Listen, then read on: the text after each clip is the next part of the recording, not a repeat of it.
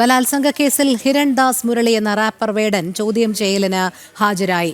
യുവ ഡോക്ടർ നൽകിയ ബലാത്സംഗ പരാതിയിലാണ് ചോദ്യം ചെയ്യൽ. കേസിൽ വേടന് ഹൈക്കോടതി മുൻകൂർ ജാമ്യം അനുവദിച്ചിരുന്നു.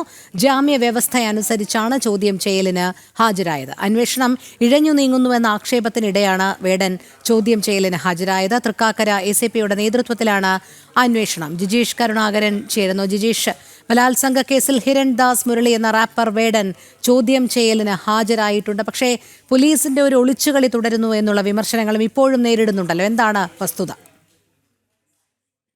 കാര്യത്തിൽ തുടക്കം മുതൽ തന്നെ പോലീസിന്റെ ഒരു ഒളിച്ചുകളി വ്യക്തമായിരുന്നു. കാരണം യുവ ഡോക്ടർ കഴിഞ്ഞ ജൂലൈ 31-നാണ് പരാതി നൽകിയത്.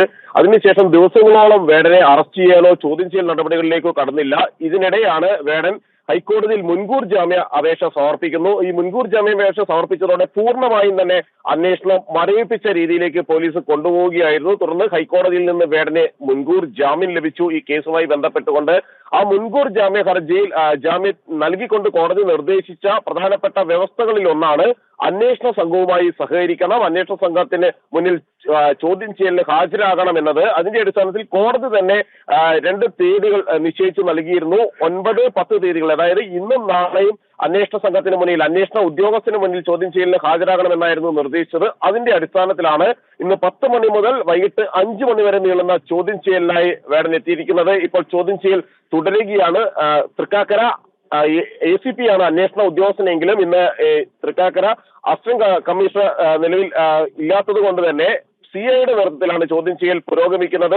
നേരത്തെ യുവതി നൽകിയിരിക്കുന്ന മൊഴിയുടെ അടിസ്ഥാനത്തിലാണ് വേടനെ പ്രധാനമായും ചോദ്യം ചെയ്യുന്നത്. എന്നാൽ അതേസമയം തന്നെ മറ്റ് 2 പരാതികൾ കൂടി റാപ്പർ വേടനെതിരെ ഉയർന്നിരുന്നു. ആ 2 പരാതികളിൽ ഇതുവരെ കാര്യമായ നടപടികളൊന്നും പോലീസ് സ്വീകരിച്ചിട്ടില്ല. അത് മുഖ്യമന്ത്രിക്കാണ് 2 പരാതികളിൽ ലഭിച്ചിരുന്നത്. ആ പരാതികളിലും വേടനിൽ നിന്നുണ്ടായ ലൈംഗിക അതിക്രമത്തെക്കുറിച്ച് സൂചിപ്പിച്ചിരുന്നു. ഇതിലൊരു പരാതിയിൽ എറണാകുളം സെൻട്രൽ പോലീസ് കേസെടുത്തിരുന്നുവെങ്കിലും ഇതുവരെ പരാതിക്കാരിയുടെ മൊഴി രേഖപ്പെടുത്തിയിട്ടില്ല. വിശദമായ മൊഴി രേഖപ്പെടുത്തുകയോ ആ കേസുമായി ബന്ധപ്പെട്ട് വേടനിലേക്ക് നീളുന്ന അന്വേഷണം നടത്തുകയോ ചെയ്തിട്ടില്ല. ശരി, ജിജീഷ് കരുണാകരനാണ് വിവരങ്ങൾ നൽകിയത്.